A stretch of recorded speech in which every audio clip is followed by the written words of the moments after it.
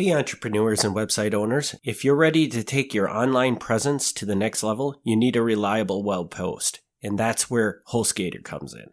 HostGator is your one-stop solution for easy, affordable, and powerful web hosting. Whether you're launching a blog, an online store, or anything in between, HostGator's got you covered. Don't miss out on creating the website you've always wanted. Visit krmpods.com/HostGator today and let your online journey begin.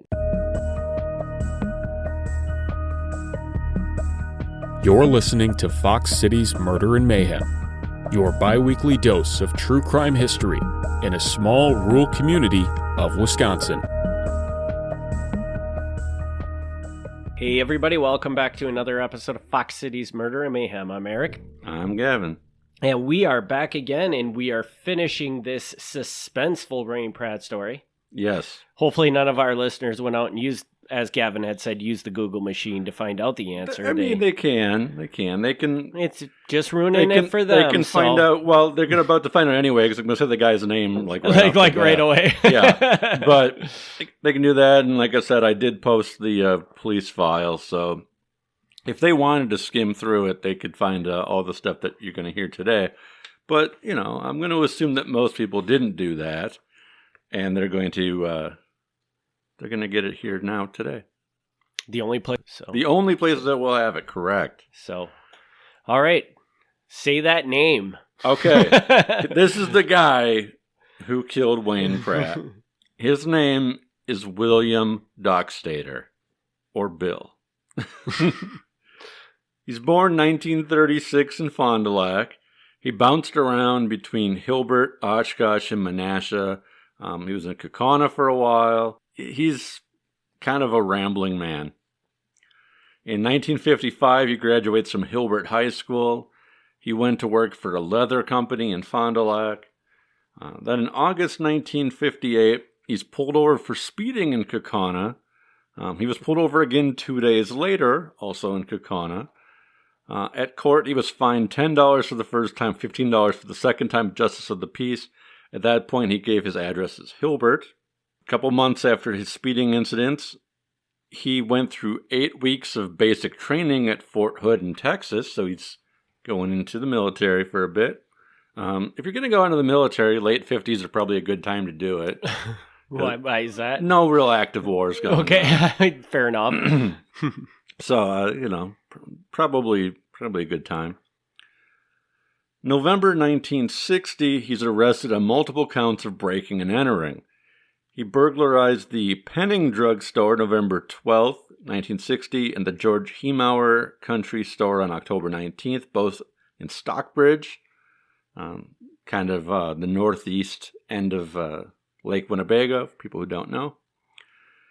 As well as stole gasoline from local farmers and the Thompson Machine Company in Stockbridge. Over the summer, around 100 gallons of gasoline were stolen. Fingerprints found at the store were turned over to the FBI, who matched them to Dockstader. His prints were on file from his military record. That backfired on him. December 1960, Dockstader pleaded guilty and was placed on 2 years probation. He also said that with him at the time of the burglaries was his friend Ronald Coonan of Kaukauna. But charges against Coonan were dropped when Dockstader said that Coonan wasn't really with him, he just named him to get him in trouble because he was jealous about a girl that his friend was dating. Wow, the crap the cops have to deal with, man. Yeah. October 1961, a year later, he's picked up as a suspect in the theft of gas from Paul Hippus and the theft of a car from Jerome Schmidt in Kaukauna. No relation. He was found at a girlfriend's house and held for questioning. Not sure really what came of that. Jump ahead a little bit. So we know that Wayne Pratt is killed in June 1963. William Dockstader was identified as a suspect in a report dated June 19th, 1963, 1 week after the murder. So he comes up pretty quick. Mm-hmm. He's early on identified as a possible guy. The report was information sent to Winnebago County from the Little Chute Police Department. It says that on June 13th, Doc Stater went into the police station and paid a $25 fine with 2 10s and a 5. Why they bothered to write that down, I don't know, but they did. Doc Stater told Officer Jensen at Little Chute that he knew Wayne Pratt and his wife and that he had played with their little boy. Doc Stater had given a current address, and the fine he was paying off was the result of an arrest on June 1st, another traffic incident. So at this point, he's only referred to as a suspect because of the fact that the day after the murder, he makes a casual remark to a police officer that he knew the victim and his family. Okay. So nothing really sinister about that, but And just, randomly bringing it up must have seemed odd Did he say to them. that just because the Wayne Pratt murder at that point in time was in the news? Or... I don't even know how much it was in the news because it was literally the morning after. Yeah, so, what brought that conversation up? I don't know. That's interesting. I mean, I'm sure it would have been over, the radio and things, but I don't know why you would randomly make that comment. I'm just here to pay off my speeding fine. By the way, that guy who got murdered last night, I totally know that guy. And maybe the radio is the key. Maybe he's sitting in the office and something comes through. Yeah. And he says, Wayne Pratt, I know that guy. Yeah. It could be nothing, but it apparently sounded odd to the officer because he bothered to make a note of it. Yeah. The Calumet County Sheriff also sent over something to Winnebago County saying that on June 12th, the same night as the murder, Barney's Superette was burglarized near Sherwood, and a blue and white Oldsmobile was seen at the rear of the building. The blue and white Oldsmobile matched the description of the car seen at the murder site. The line reads, "We don't know who did this, but William Doc Stater is very capable of this, as he was sent to Green Bay previously for breaking and entering and has been known to do breaking and entering in our area." So he's got a reputation in Calumet County for doing this sort of thing. On June 19th, an interview is conducted with a man named Mike Claypool? Sorry, Mike. Mike said that on June 13th, at approximately 6:15 in the morning, a man drove up to the barn where he was milking its cows. This man was driving an Oldsmobile, blue with a white top, which he thought was a 1956 Oldsmobile. Mike's son told him that the man's name was William Doc Stater. After giving Doc Stater some gas, Doc Stater gave Mike $3 for the gas. Mike says that when Doc Stater gave him the 3 $1 bills, he must have had at least 8 more bills in his wallet, but he doesn't know what size bills were in the wallet. The car description again matched that given at the murder scene. Why it was odd that he had at least $11 bills in his wallet, I don't know. Yeah, that's another weird one, huh? Yeah, why that would jump out at you. Even in the 60s, that's not a lot of money. Yeah. It's not wow, this guy's really carrying the cash on him. But... And to have 11 bills in your wallet is probably more common in the 60s because now nobody carries cash with them. Yeah. So I don't know. But the whole thing seemed odd to this guy, apparently. June 22nd, the Wisconsin Sheriff's Office Officer Wilbur Fuller spoke with Albert Martin. Albert said that Doc Stater had rented a room from him up until June 12th, the day of the murder. He said that Doc Stater moved out on the 12th between 11 p.m. and midnight. Albert also told the officer that Doc Stater's last week of rent had been paid by his mother by check. Albert Martin stated that he knew that Doc Stater didn't have any money, and he had once attempted to borrow $750 from a place in Oshkosh to buy a boat, but he couldn't get that money anywhere. Martin had seen Doc Stater on the night of the 12th after 11 p.m. The homicide had occurred at 9 p.m., and he was at the apartment, and he asked Doc Stater, "Why don't you move out at a more reasonable hour? Why are you moving out at 11 at night?" And Doc Stater told him that he had taken a couple of girls home, so he had just gotten back to his own apartment now. So he's like, "I would have done it sooner. I was out with some girls." And you look at the other guy's like, oh, I got you there, man. Yeah. Dockstader was interviewed June 24th by Lieutenant Gunther of the Sheriff's Office. During the interview, Dockstader indicated that he would go to the Pratt gas station to buy gas. He further stated that he had been there one night last week, sometime after 4 p.m., but he didn't remember which night.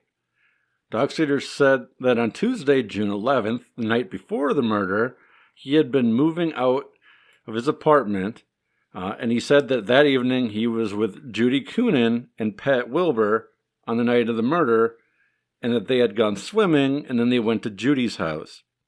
He confirmed that he was on parole for theft at the time of this interview. So he's a little fuzzy on the dates here. Like, he's saying June 11th when it was June 12th. And I don't necessarily fault him on this. Like, anybody could goof that up. But we know now after the fact that he could not have been swimming that evening with these two girls. Okay. I mean, unless he went swimming with them, brought them home, went out, committed the murder, and then went back to his apartment and moved out. But a follow-up on this should have indicated that this timeline doesn't work. Like, he told the landlord that he just got back from dropping off the two girls. Right, and that was on the 12th, right? Yeah, they should have been able to figure out that if they asked the two girls, they would have been like, we didn't get dropped off at 11 at night. Mm-hmm. So here's the part where I think a little follow-up could have nailed down this timeline better. But he's a little fuzzy on the, like I said, I don't blame him. You know, a week or so after the fact, you might be off by a day. That's not really unusual. Mm-hmm. But this is 1963, and this is the last they talked to him in 1963. So they're just going to kind of drop it at this. They're like, okay, it's weird. It's weird the comments that he made. It's weird that he showed up for gas the next morning. He's got a car that's the same kind of car, but he was out with these girls, so apparently it's okay. Mm-hmm. So they just kind of let it go. 5 years later, 1968, Dockstader's arrested for the rape of a 14-year-old girl in Menasha. He was living on South Oneida at the time, so between Appleton and Menasha. He could not afford the $500 bail and awaited trial in the Winnebago County Jail. He was later sentenced to 9 months. That's it, huh? Yeah. On December 3rd, 1968, at the end of that year, a Marilyn Hanson was interviewed by Sergeant Calling from the Sheriff's Office. She indicated that her sisters were Carol Coonan and Mary Gillis. She said that Judy Dockstader was William Dockstader's wife. Judy Dockstader was Judy Coonan in the earlier story, one of the girls he was out swimming with. Now she's Judy Dockstader. Judy Dockstader was William Dockstader's wife and was the sister-in-law of Carol Coonan. Marilyn Hanson said that her sisters had been out with Judy Dockstader, and Judy had told them that she was with Bill on the night that Pratt was killed. Judy had told Mary and Carol that she feels Bill got caught robbing the place, got into a fight, and killed the guy. Judy added this was around the time when Dockstader was robbing all kinds of places. Marilyn Hanson and her sister Mary would confirm what had been said, but her sister Carol, who was married to William Dockstader's best friend, Ronald Coonan, would not say anything. So his best friend, Ronald Coonan, is the guy who he earlier named and then pulled back because he was jealous of Ron's girlfriend. Right. Now he's married to Judy Coonan, who is Ronald Coonan's sister. Okay. So his best friend, who he ratted out and lied, is now his brother-in-law. It's an interesting little group of people here. I don't know. The next day, Mary Gillis was interviewed. Mary confirmed that she had been out at a bar with Judy Dockstader and her sister. Mary said Judy had told her she felt Bill had something to do with the killing of a filling station man in Oshkosh. Judy had said that she was too afraid to tell anyone. Judy had said that she felt Bill was caught robbing the place and killed the guy.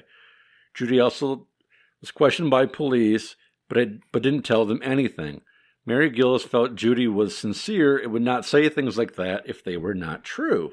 Okay, hold up. So I want to make sure I'm understanding this right. So the guy The guy that did the murder, Yes. his wife is now out there saying that she believes he had something to do with it. Correct. But she doesn't really know who to tell or anything. This is just happening. She's out at a bar and she tells like her two friends. Basically. Yeah. Okay. The police confront her about this. She recalled to them on the night of the killing she was with William Dockstader. She remembered that Bill had been at her house until about 10 or 11 p.m. She could not remember if she had ridden home with Bill from Oshkosh that night or not. Judy was asked about stopping or being in the vicinity of the filling station around the time of the crime, but she said that she wasn't. She said she had been home at the time of the crime. Judy was asked if she thought Bill was capable of killing the person, and she said that she didn't know for sure, but she said that she didn't trust him and wouldn't be surprised. Wow. This is the last time Dockstader would be mentioned in the police file for decades. Okay. So after this, they didn't even go and talk to him, apparently. Now, I'm not 100%. There's later notes in the file from the people who reopened the case.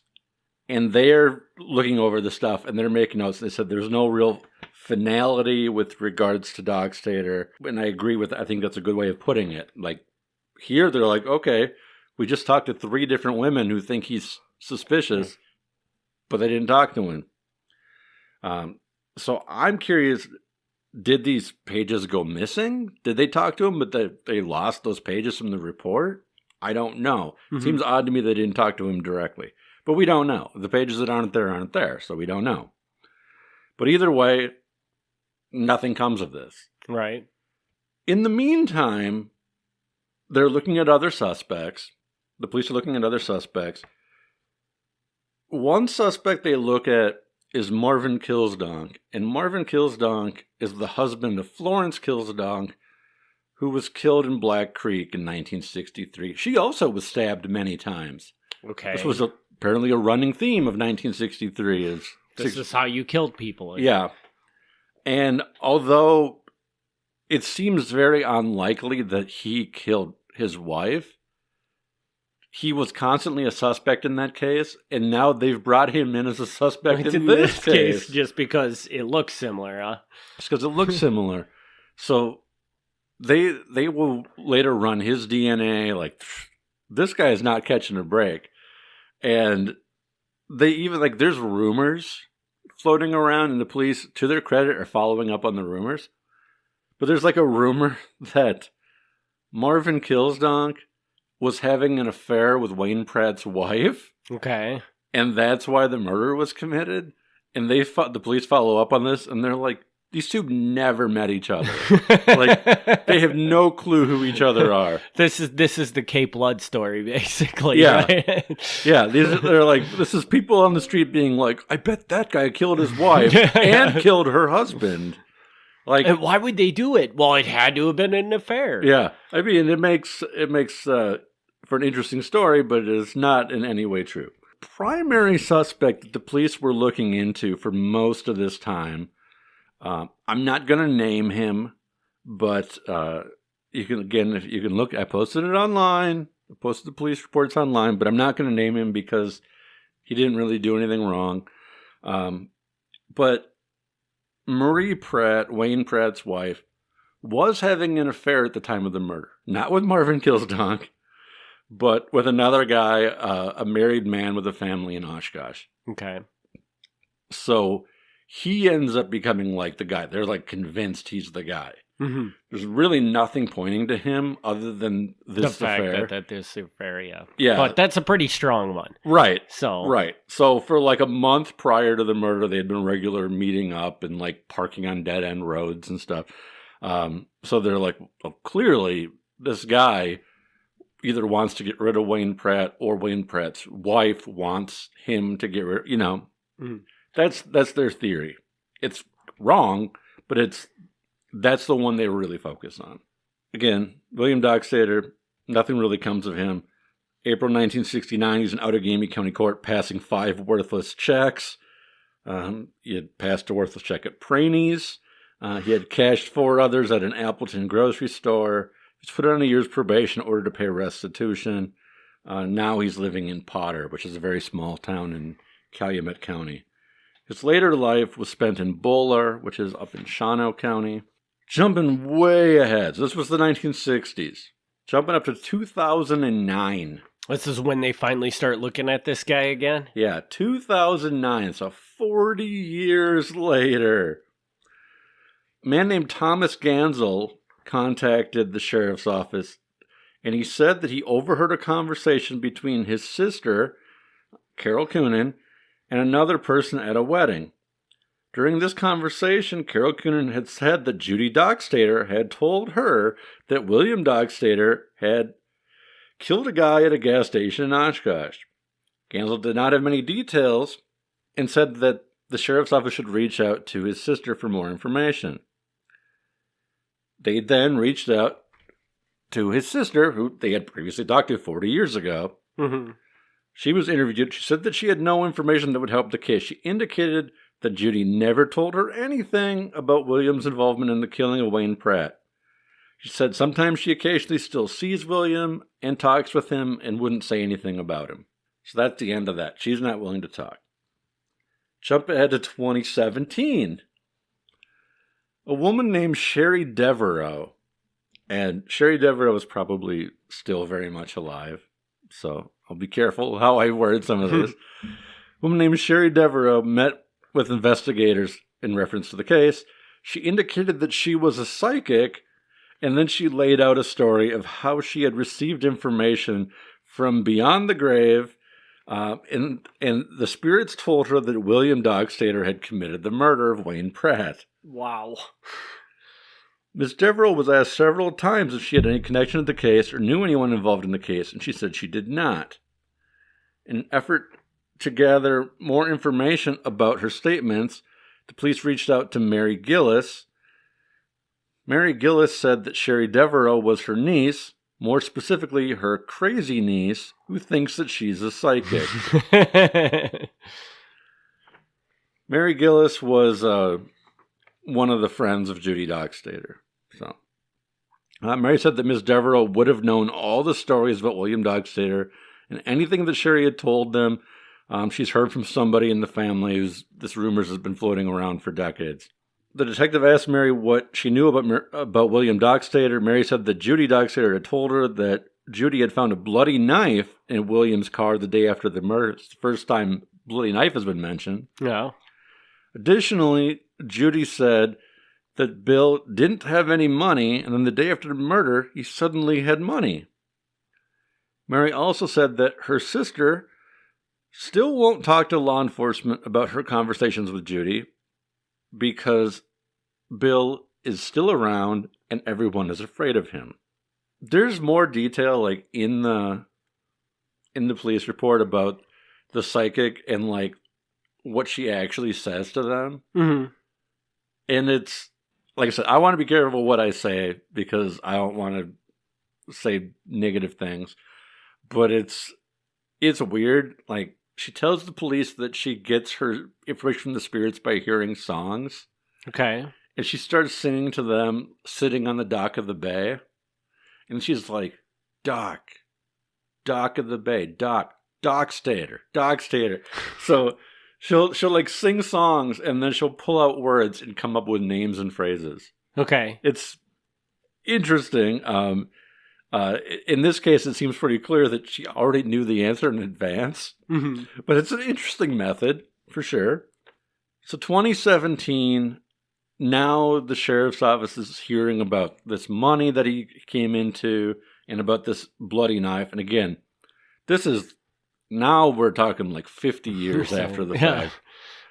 But the sheriff's office applied for a warrant to get a DNA sample from William Dockstader, and it was granted in January of 2018. Kind of surprised it was granted, but it was. The detectives went and collected a DNA sample. Dockstader denied killing Wayne Pratt. He said he knew him really well, but he wasn't the killer. He said that Wayne Pratt was a good friend of his. He said Wayne Pratt was an alcoholic, but that they were still friends. He said, yes, he did have a two-tone 1955 Oldsmobile at the time, similar as the one seen at the crime. Doc Sater said that at one point they were going to give him a lie detector test, but he never ended up getting a lie detector test because one of the sergeants from the sheriff's office punched him real good. There was an altercation and the matter was dropped. I don't know if this is true or not. Again, this might be in some missing pages or something. Mm-hmm. But either way, that's his explanation for why he didn't take a lie detector test. And it could be a good explanation for why the police left him alone for a while. Yeah. If they ended up like beating him up in the interrogation room. I don't know. No idea if there's any truth to that. But anyway, so now they have his DNA. Immediately, nothing comes of it. 2022. Okay. William Doc Sater dies at age 86. The state crime lab sent the Winnebago County Sheriff an updated DNA profile of William Doc Sater on May 14th, 2024. So, not too long ago from this recording. Mm-hmm. At this point in time, they had improved the way that they could process DNA. They were able to find more information in there than they had in previous versions of how they could run the tests. This updated profile was forwarded by the sheriff's office to a company called Cybergenetics, and the next day, Cybergenetics revealed their results. This DNA matched to the June 12, 1963 murder of Wayne Pratt. His DNA was on a blanket found at the scene. The sheriff's department called Cybergenetics asking for a confirmation. Show us your work. Let's see, what you got here. Mm-hmm. They said it would take up to 3 weeks to give them the whole full report, but it was done. They had used something called the True Allele system. I don't know what all that is. It's, their software and stuff.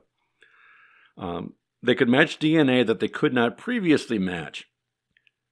Interestingly, Cybergenetics said the blanket actually had 3 samples on it. William Doc Sater, Wayne Pratt, and a third person that they still didn't know. They did rerun Marvin Kills Donk, and it was not him. Okay. They still have his sample on file. And again, the news breaks that they know who did it. He had previously been a suspect, but he had died a little over a year prior. This also matches William Doc Sater. District Attorney of Winnebago County, the current District Attorney, Eric Spar, said that if Doc Sater were alive, there would be sufficient evidence to prosecute. In his opinion, the case was closed. So, but I guess this guy's motive for this is just simply he didn't have money and maybe gas. Yeah. This is the thing. I think they could have nailed him a lot sooner if they would have been more thorough on following up on leads here. Mm. And I don't want to be critical, but that's what I'm thinking. But at the same time, the guy does have a record of burglary. He does seem to like to break into places. Mm-hmm. So that's consistent with Wayne Pratt's gas station being kind of robbed. But he doesn't have a history of violence. Right. Nothing at all, right? Yeah. I mean, not even a punch in the arm. Right. or type thing, so. Yeah. So again, Wayne Pratt being stabbed many, many times, it seems like somebody who either, has a strong emotional attachment to him or someone who is just a violent psychopath. And William Doc Sater does not, I don't know him, but he doesn't strike me as a violent psychopath.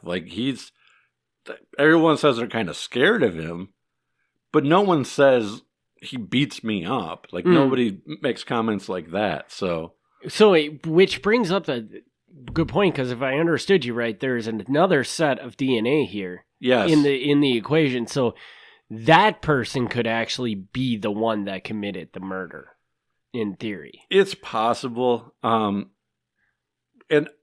I don't want to misrepresent that, but that's the way I read it, is that the cybergenetics company who has, I guess I don't know if they have the blanket, but they have the samples from the blanket. Mm-hmm. They were able to find 3 different DNA profiles on it. and they still don't know who the third one is. I don't know what that profile is. I don't know if it's a blood stain. I don't know if it's just, stuff that was like sloughed off, like someone had just been handling the blanket. Yeah. I don't know what that is. So I don't want to read too much into that.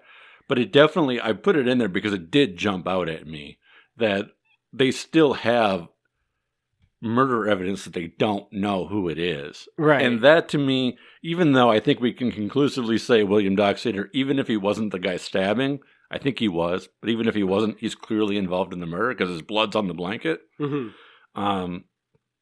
There could be a third person involved. I don't know. I don't want to throw that out there, but I did want to add it just because it did jump out at me that they bothered to write that in the report. Mm-hmm. So it's so funny because there's a lot of questions we'll never know because William Dockstader is not around to answer them anymore. Right. And 50 years later, it's just hard to answer all those questions. Yeah. But it is weird because to me, if I just look at it for scratching on the surface, the previous episode's guy made a lot more sense than this guy does. Yes. So, but obviously you have DNA, so he was there. Yeah. So, and we know the other guy wasn't the guy that third set of DNA that they supposedly have. Yeah, so we know that William Dockstader is the guy. Like I say, I think they could have followed up and found more. If they would have drilled down on the timeline more, they would have figured out that he wasn't with the girls at the time, of the murder. And the fact that his car matched a blue and white 1956 Oldsmobile. I don't know how common that was. Maybe everybody had one. I don't know. But the fact that his car matched the car at the murder site should have already flagged him as like a top guy. Right, and it seems interesting because it doesn't seem like they ever really took him that seriously as a suspect. Right. And had they probably taken him more seriously, they probably would have uncovered a lot more stuff. Because there was obviously holes there. They just never went far enough to find those holes. Yeah. And like I say, I don't want to be critical because if you got a dozen suspects and this guy doesn't jump to the top of your pile, you're not going to spend your manpower looking in those different things. I get it. Like, I'm looking back on it knowing the answer. Right. And being like, why didn't you do that? Well, in the time, you have this guy, but then you also have this guy who's going around stabbing people. So, I get it. Yeah. and like you said, even knowing the outcome now, I still am like, no, man, it's got to be that other guy. Yeah. Because everything just fits so perfect, Yeah. So it's weird. So yeah, this guy's a bit of a curveball. He didn't come up. He's in the papers for his burglaries and stuff, but he never came up in the paper as a suspect, and he never served long prison sentences. Never tried to kill anybody that we know. He's a fairly. Not that burglary is not serious because it is, but relatively speaking, he's a minor character. Mm-hmm. But he's the guy. Yeah. So. And it's weird because, what happens that you've been robbing places forever and just one of the robberies goes horribly wrong and you stab somebody 50 times? Yeah. I don't do you remember from the original episode, or maybe you just know this from looking at the case, was it like a struggle where was Wayne Pratt trying to fight this guy off? To some extent. I don't know how much of a fight there was, but they definitely found things knocked over. So there was a struggle, so maybe that's what pushed the violence is. Yeah. Had Wayne Pratt just given in and just given the guy money, probably just been taken and left. I'm thinking what happened is William Dockstader shows up to the service station and is going to steal from it. Wayne Pratt doesn't actually spend his time at the service station. He lives next door. Mm-hmm. And he has some kind of a system where he can see when people are coming into the gas station. Okay. Apparently, it's not a super busy gas station. And when he sees people come in, he runs out of his house and he goes and he checks on them. Mm-hmm. So I'm thinking William Dockstader pulls up, sees nobody is working. He's like, okay, I'm going to burglarize the place, not knowing Wayne Pratt is going to be coming out and checking up on him. The two guys know each other. I don't know how they know each other. I don't know how well they know each other. But William Dockstader himself admits that he's met the wife and kid. Mm-hmm. So at that point, the burglary becomes a situation where he knows he's identified. Mm-hmm. You know, he's either going to go to jail. He's going to have to find a way to talk out of it, be like, oh, I'm not burglarizing the place, or something. But apparently he chose option 3, which is get rid of the witness. Yeah. So, and that makes sense. Yeah. So, I mean, it's terrible, but it makes sense. It's an absolutely stupid decision, but I'm sure in that moment he wasn't considering what was the smart idea. Mm-hmm. It was just his instinct and this is not in any way to defend William Dockstader at all, but he did get away with it. Mm-hmm. I mean, we know he did it now, but he's dead. Yeah. He basically got away with it. He lived his entire life. And scary enough, man. I mean, when did he die? 2023?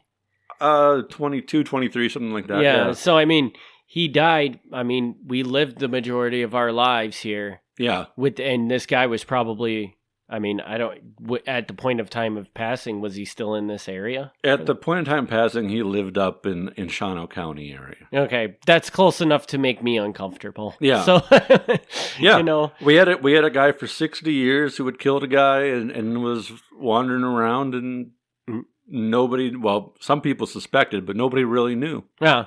He's not alone. I mean, every time there's an unsolved crime, there's somebody walking around who did it. Exactly. And the refreshing thing that I heard from this story is that it seemed like even the people that knew him didn't really trust him. You know, like the persona, the perception of all the people. I want to know how he ever him. got married and everything. That's weird to me. Well, he got married, he had kids, but it sounds like his wife never trusted him either. But that's the thing. Did they get divorced? Because you never really said they got divorced, but it seemed like towards the end they were. I don't recall. I think they may have. But yeah, like at one point, there's things that like I didn't throw in here. Like again, you can look at the police report. There's like a time where like the wife is like starts to really kind of like question him more because I guess he's like heavily flirting with a 17-year-old girl. Guy's got some problem. He's not known to be violent, you know, but he's got some issues for sure. Wow.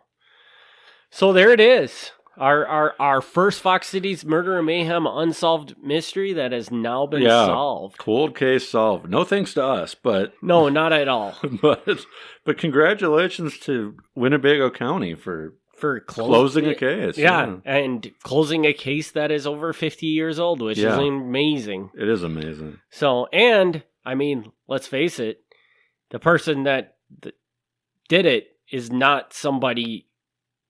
I mean, I guess he was looked at, but I mean, not the high profile, you know, like not an obvious person to pull into this. So. Right. So, but, well. Yeah. I mean, we're not going to do it, but I could do like a whole episode on like the wife's boyfriend. Like, not going to do it because, again, other than the fact that he's having an affair, he's not doing anything wrong. Like, he's not a criminal. So I'm not going to do it. But, like, I could have done a whole episode of that being like, is he the guy? Oh, because they kept looking into different things. They would not let him go. They just would not. And, like, there was nothing connecting him. But because they're like, well, clearly the wife wanted the husband out of the way. It's got to be. Yeah. Like, they were really hung up on that. See, and that's scary, man. Yeah. That's scary. So, but all right. So, I guess we can wrap this episode up. We can. This is going to officially bring the end of Wayne Pratt. End of Wayne Pratt. I highly doubt it'll come up again. Yeah. So, yeah. And good news for listeners and for you. What's that? Our next episode may be our best episode in a very long time. Oh, and what are we talking? Can we get a sneak peek of what that Yes. is? Or, okay. Next time's episode is called The Appleton Exorcist. Awesome. Yes, this is I get to take full credit because I discovered this story. So 100%. This is all you. So, yeah, you're just going to have to hang tight, but my understanding, and you can confirm this, but the guy that The Exorcist, the movie book. No, that's not accurate. That's not accurate at all. He is an exorcist, and there is a movie based on him, but it is not The Exorcist. Okay, he is not the Exorcist from The Exorcist. Yeah, they did. I should clarify, when I read it, it wasn't that they were saying it was the same person. It was just that it was heavily based off of the things this guy did that we're going to talk about. That might be a stretch, but regardless, but a guy with strong Appleton connections who was an exorcist. Yes, and did a lot of exorcisms, if I remember it correctly. It sounds like it, yeah. So, and I was completely unaware of this. So. Yes, and I discovered this, and for everybody to know, he's also buried in Appleton. Yes, so we'll do that next time.